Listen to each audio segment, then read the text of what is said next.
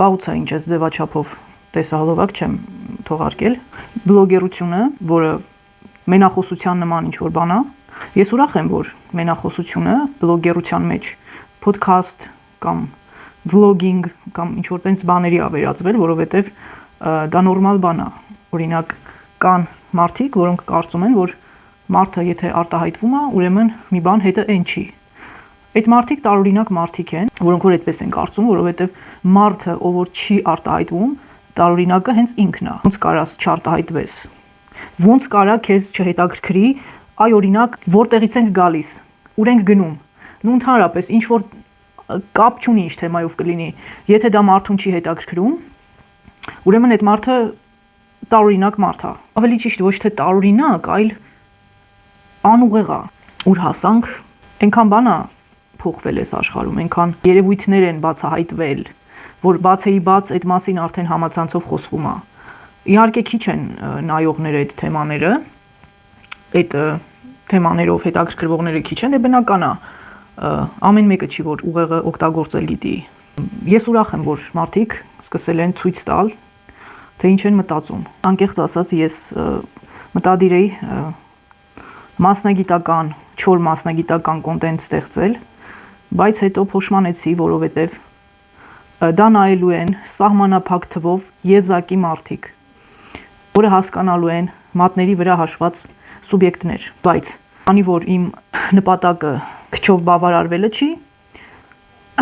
մի քիչ ավելի, այո, ես մի քիչ ավելի մեծ պլաններ ունեմ, էլի, քչով բավարարվող չեմ։ Պետք է ավելի շատ մարդ իմանա, տեսնի, լսի, մտածի, որ այս աշխարհը դառնա ավելի ապրելու համար պիտանի վայր։ Կփոխենք մարտավարությունը, հա։ Խոսեմ մի թեմայի շուրջ, եթե ձեզ դուր գա այդ թեման, հաջորդը կառաջարկեք դուք։ Կոմենտներում կգրեք, ինչի մասին կուզեիք լսել։ Հիմա ես խոսելու եմ դեսից դենից, մի քիչ այս թեմայից, մի քիչ այն թեմայից ու զուգահեռներ եմ անցկացնելու։ Մի քիչ գրքերի մասին խոսեմ։ Ինչով է գիրքը կարևոր մարդու կյանքում։ Այս վերջերս մի բլոգերի վիդեոյի վրա ընկա, մարդը շատ հետաքրքիր բան էր ասում։ Նու չեմ ասի բլոգերի անունը, չեմ սիրում մարդկանց անունները տալ։ Զուտ երևույթը, ճիշտ էր ասում էր, թե դու մտածել չգիտես, նու ինքը մի քիչ կոպիտ արտահայտվեց։ Ինչքան էլ կարդաս, չի հասնելու։ Բացի դա, ամեն գիրք չի որ կարդալու բան է։ Դա ես վաղուց ինչ այդ մտքին էի, ու որ տեսա իր վիդեոն, ուրախացա, որ մենակ ես չեմ մտածում օբյեկտիվ, հա, էլի մարդիկ կան։ Նու շատ ուրախալի բան է, երբ որ տեսնում ես, որ դու մենակ չես այս աշխարհում։ Հələ պատկերացրեք այն ապուշների բանակը, ինչքան ուրախ ու երջանիկ են, որ իրանք շատ են։ Նու ասենք մի բան հարամելուց, տենց մի 500-600 հազար հոգով կարան հանգիստ հարամեն։ Բայց երբ որ դու տեսնում ես, որ նու ասենք մեկը ինչ որ իրանից ինչ որ հետաքրքրություն ա ներկայացնում, իրանից ինչ որ արժեք ա ներկայացնում ու ինքը իրան նման մեկին ա տեսնում, այդ մի հատ, չգիտեմ, այդ երջանկություն ա ուղղակի։ Եթե իմ այս թեմաները ձեր ներսը ինչ որ բան շարժում են, այդ նշանակում է, որ ձեր մեջ կա քննադատական մտածողություն։ Այ օրինակ կան մարդիկ, ովքեր իմ կոնտենտը բացելուց հիստերիայի մեջ են ընկնում։ Նույն ձև էլ ես եմ նյարդային անում, երբ որ ինչ որ ապուշություն եմ կարդում կամ լսում կամ տեսնում։ Այսօր ոնց որ տենց սուրճի սեղանի շուրջ զրույց վիճակ լինի, մի կին կա, Տատյանա Չեռնիգորսկայա կարծեմ, զուտ երևույթը։ Ինքը ուրեմն լինելով գիտնական, հա, ես մի քիչ կասկածում եմ իր գիտելիքների վրա, որովհետև ինքը նենց թեմաների ա կպնում, որ ասենք նու հոգեբուժի անունից խոսում է, հոգեբանի անունից խոսում է,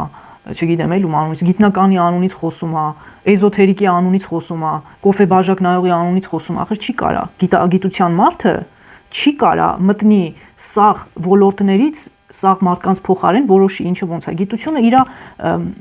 տեսությունը պետք է ունենա ու վերջ, չոր տեսություն։ Ինքը չպետք է քեզ համոզի չերեզ SNN ոլորտներ, որ ինքը ճիշտ է։ Մի խոսքով այդ կնոջ հարցազրույցները, ոդքասթները շատ է գալիս, տեսած կլինեք։ Իմ մոտ էլ շատ բերում է, ճիշտն ասած, ես ներվախախտ եմ լինում իր խոսալուց, որովհետև եթե դու գիտնական ես, դու պիտի մենակ գիտության լեզվով խոսաս։ Օրինակ ես հիմա ոնց կարամ, ասենք հոգեբան մարդ եմ, մի քիչ էլ նկարիչ։ Կոֆե բաժակ նայողի անունից ես ոնց կարամ ինչ որ կարծիք հայտնեմ, կամ ասենք, չգիտեմ, բժիշկների անունից, չնայած ունեմ բժշկական կրթություն, իրավունք էլ ունեմ ինչ-որ բժշկական կարծիք հայտնեմ, բայց խոր մասնագիտական չէ, ու ասենք ինչ-որ ամբիոնից ելնեմ, այտենց թեմաներից խոսամ, չեմ անի այտենց բան։ Նու որովհետև ես հոգեբան եմ։ Ես պետքա խոսամ այդ ամբիոնից, գիտության ամբիոնից, դա էլ է գիտություն, հոգեբանություն։ Հոգեբանական թեմաներից պիտի խոսամ հոգեբանության աչքերով, ոչ թե ասենք մի քիչ էլ ուղեղի մասին, այդ Տատյանայի հետ մի քիչ զուգահեռներ անցկացնենք, գցենք ուղեղի թեմայա, ու պարզից էլ պարզավոր ուղեղը մարդը չի կարա ուսումնասիրի։ Ու ինչի, հիմա կասեմ, մենք չգիտենք այդ իմպուլսները, այդ մտքերը որտեղից են գալիս։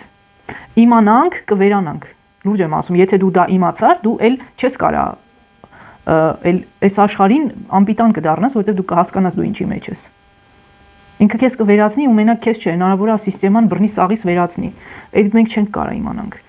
Ու դնել այդ ուղեղի թեմայով ինչ որ եկա դիսերտացիաներ, չգիտեմ, ամբիոններ լցնել, խոսալ, ուղեղը սենց, ուղեղը նենց, այդ կներեք, ոնց եք ուսումնասիրել։ Այդ զառանցանքները այդ որտեղից են գալիս, որ մարդկանց այտենց, ասենք ոնց են մարդիկ որոշում, այս զառանցանքը իրական է, այս զառանցանքը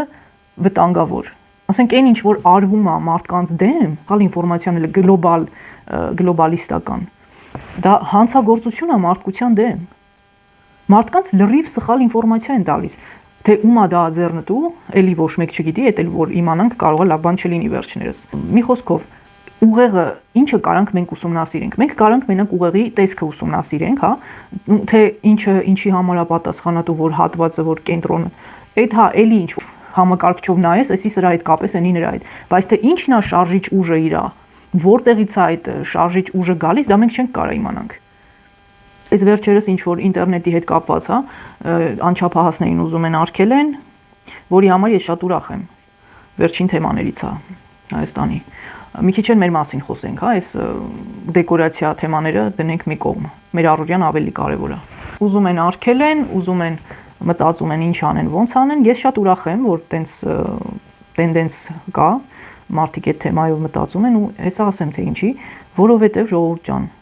ես ոնց անալիզ եմ անում, ոնց գցում բռնում եմ, ոնց մտածում եմ, ոնց դնում վերցնում եմ, հասկանում եմ մի բան։ Այս մեր մի խոսքով այդ սոցիալական կայքերի էֆիրների մեջ, որ ասենք մտնում ես էֆիրն ու վերցնենք TikTok-ը կամ Facebook-ը կամ չգիտեմ, այդ հայհոյանքներով գրառումները 90%-ը հաստատ երեխեք են գրողները։ Ես չեմ պատկերացնում, ասենք, լավ, ոնց կարա 20 տարեկան, 16+ տարեկան, լավ, մարդը,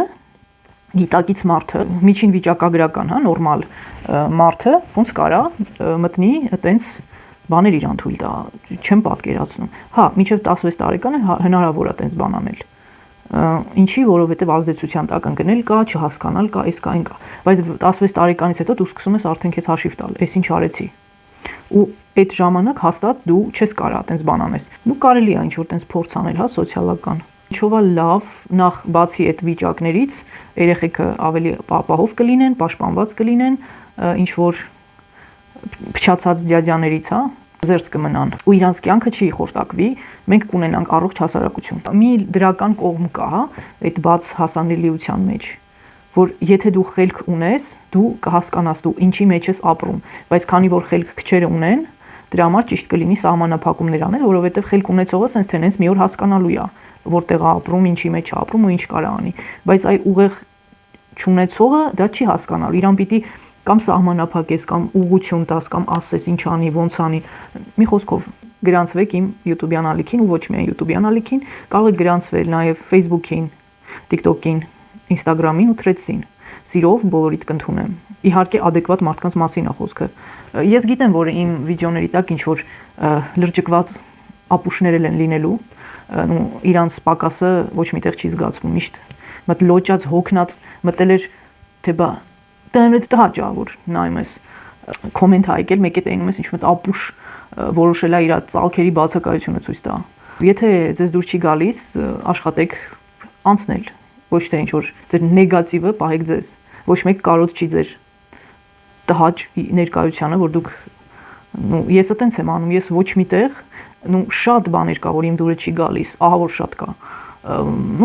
Մարդիկ էլ կան, էջեր էլ կան, բայց այսքան ժամանակ ես ինձ թույլ չեմ տվել մտնեմ այդ մարդկանց վատ բան գրեմ, այդ էջերին, Որտեւ ես հասկանում եմ, որ եթե սա վատ բան, եթե ես այդ վատ բանը գրեցի, 10 պատիկը ինձ են գրելու։ Ասենք ինչքան ապուշ պետքա մարդ լինի, որ այդքան բանը չգիտակցի։ Ասենք եթե քեզ դուր է գալիս, որ դու վատ բան գրես, մի 20 անգամ ավել քո վրա շփեն։ Ուրեմն դու հիվանդ ես, պետք է բուժվես։